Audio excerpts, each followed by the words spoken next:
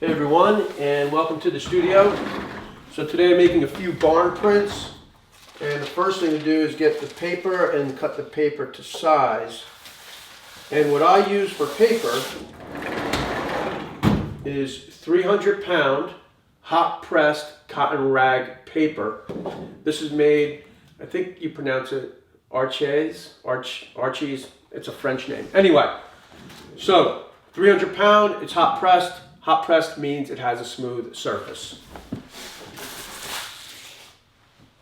This is the print I'm going to be making. This is the barn. I'm calling it the barn print. This barn, if you didn't know the whole story, I used to own this barn. It was on my property in Vermont. I sold the house, sold the barn. I kept 20 acres. I may build a house one day. But the plan is to be able to build something like this again one day. But anyway, I love the image, so that's why I make it. Every piece of paper is 8 by 10. I could measure 10 inches, but since I have a piece of paper here that's already 10 inches, I'll put it on the edge, make sure that I'm flush there, and put just a small pencil line at the top and at the bottom.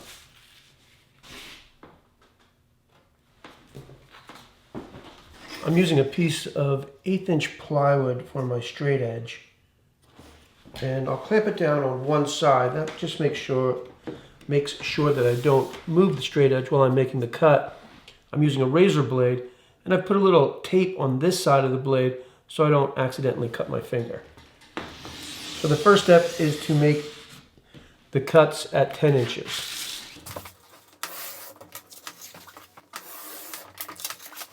The large piece of paper that I started out with is 26 by 40.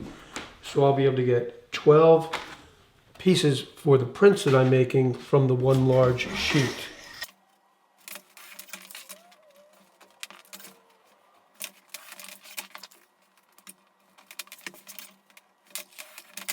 Okay, so now I've got all the paper cut. I'm just about ready to start making the prints. This is my block print. I believe I do have a video on my channel about how I made this. This is a piece of MDF. I've carved on it, and now I'm going to make the print. You're probably wondering about this green table that I use. I consider this a failed painting. It was a painting on plexiglass. It just didn't kind of work out for me. I think originally there might have been a warp in it or something, but it turns out that it's a great work surface because it's easy to keep clean, and so that's what I use it for now. Working on things like this, straight edges, cutting things. So enough said about that. Let's go ahead. I'm going to start making the prints, and then we'll talk about the paint that I use to make the prints. The paint that I use to make the prints is Golden Open. Open means that it doesn't dry fast. So that's a great quality when you're making prints. And often I'll use the color right out of the tube. This happens to be a light red. And since I'm almost out of it, I'll be mixing different reds and yellows to try to get something as close to that color as possible. So not all the prints are exactly the same.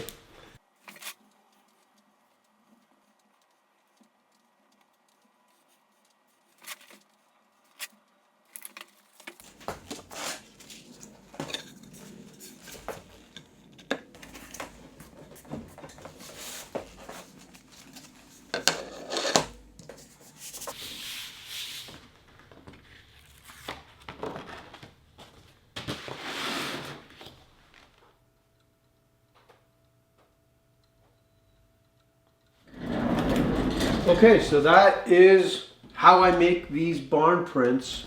I think the main thing is the paper. It's the 300-pound hot pressed paper, smooth surface. Again, I think it's pronounced Arches, and you can call Artorama and ask them. You're looking for 300-pound hot pressed paper, and they should steer you in the right direction. The other thing is the paint.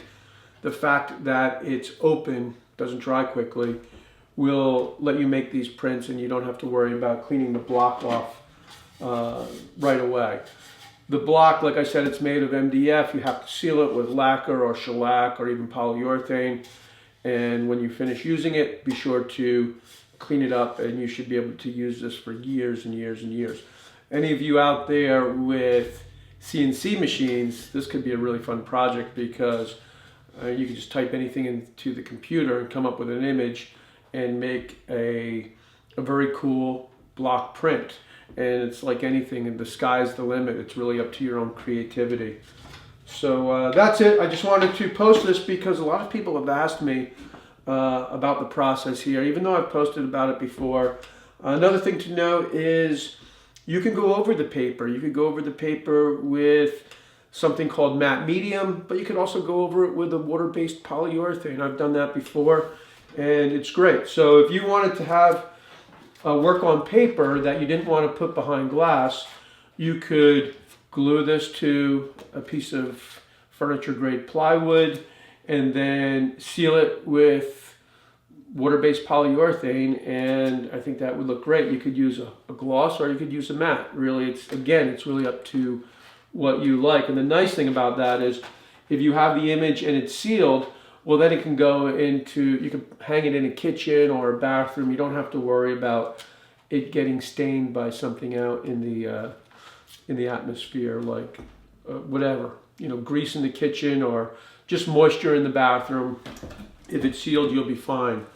I might post a Q&A video on this channel if you want to know kind of what I've been up to during these 3 or 4 weeks now of quarantine and how my life has changed a little bit. It's definitely different, probably not as different as a lot of people, because I'm very fortunate to be able to come out to the barn and go to work every day.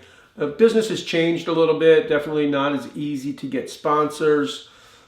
Pretty excited about the new business model and the rebranding. I'm sure a lot of you know that I am now selling my plans. I still have tons of free plans on the site, but slowly but surely I will be turning more and more plans into professional plans, having them redesigned by Brian Benham and then putting them for sale, because it just makes sense from a business point of view. And as certain things change, you have to figure out ways to make it still work. Like anybody out there on YouTube probably knows that YouTube earnings have just been consistently dropping off for years. So much to the point that my YouTube earnings are probably half this year as they were last year. So the great thing about the plans is, number one, it's been really successful. Since I started selling plans about 3 weeks ago, I've sold a ton. So if you've bought the plans, thank you. I really do appreciate it. And I think it's a really professional product. So I'm happy to be offering that. And it's also a major inspiration to build more furniture, because now it's almost like I'm going to start creating a furniture line. I'm really excited for my next project, which will be a very, I would say, classic entrance table made of cherry. It will have clean lines, so it could go in a kind of a traditional house, but also a modern house. And it'll be interesting to see if it's a successful video, and also if it's successful in its design, and I'll know that if people buy the plans. So that's it for now. Again, leave questions in the comments below, and I'll try to shoot a Q&A video and post it on this Shop Talk channel sometime in the middle of the week, and let you know what's going on.